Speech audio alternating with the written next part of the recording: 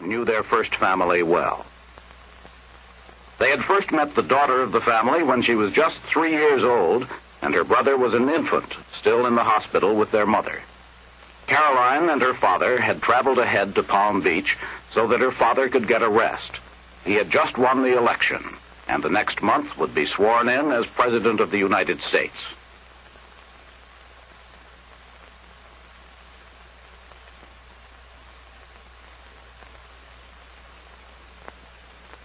The family was to spend Christmas in Palm Beach, and it was there that Caroline made an unexpected appearance at a news conference.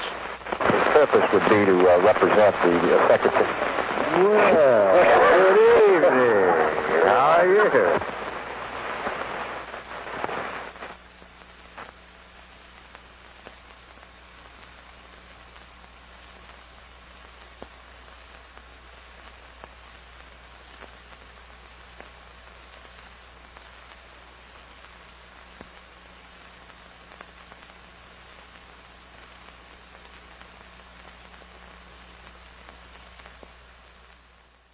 Saw grandmother as a young man should.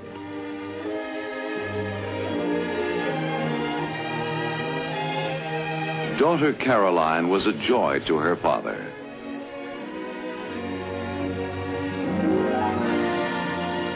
And he a joy to her.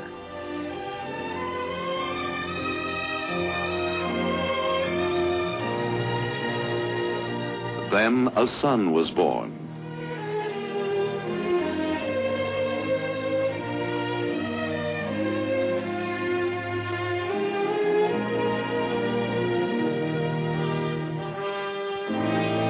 His daddy called the little one John John.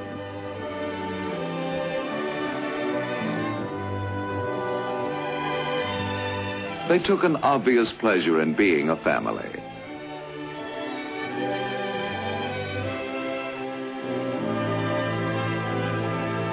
Because a president always is before the public, so is his family and their hearts.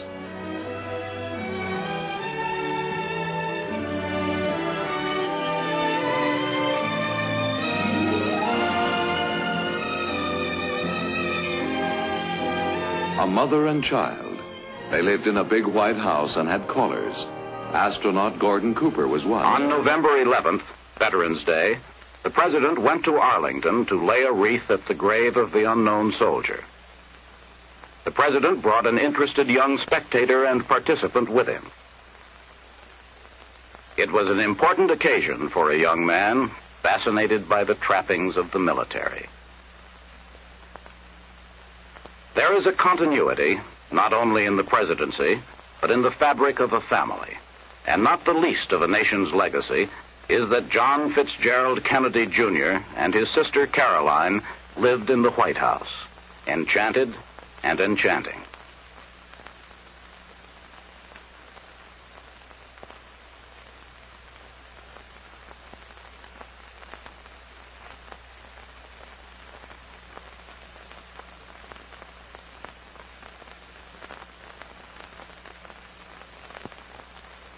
Busy as he was with his other responsibilities, he always took time to delight in his children.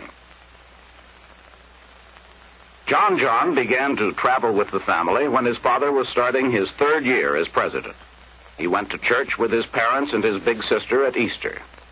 He was now 2 years old. In the summer, when Mrs. Kennedy was at Otis Air Force Base, her husband brought Caroline and John, Jr. to see her at the hospital. She was very sad because their baby brother hadn't lived. But these visits from her children helped her to smile again.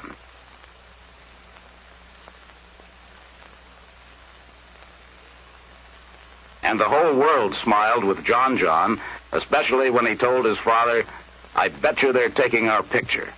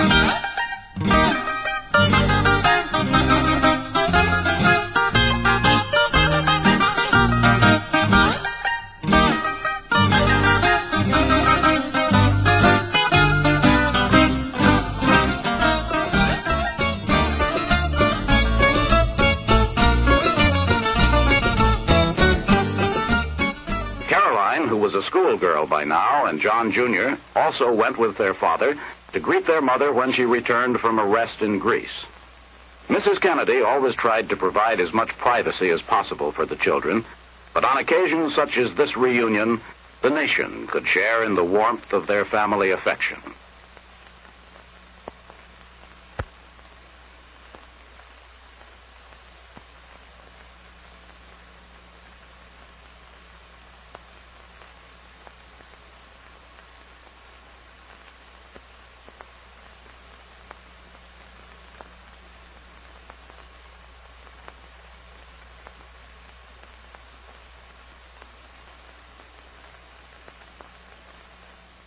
Scorpios, the tiny island that shot into the headlines when Jackie Kennedy, America's former First Lady, became the second Mrs. Aristotle Onassis.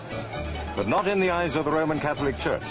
The pressmen battled to get close to the 69-year-old multimillionaire and his 39-year-old bride who had broken the Church's law by marrying a divorced man. As the couple emerged from the tiny Greek Orthodox church, both garlanded with orange blossom, torrential rain was falling. According to the Greeks, this was a great omen of good luck for the newlyweds. The former Mrs. Kennedy's children, Caroline and John, were present.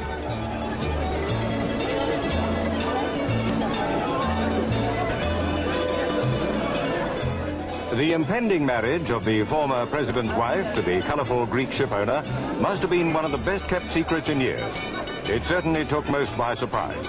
As the newlyweds headed for their luxury yacht, Christina, reports indicated that there was dismay amongst the Kennedy family. The Vatican, too, frowned on them.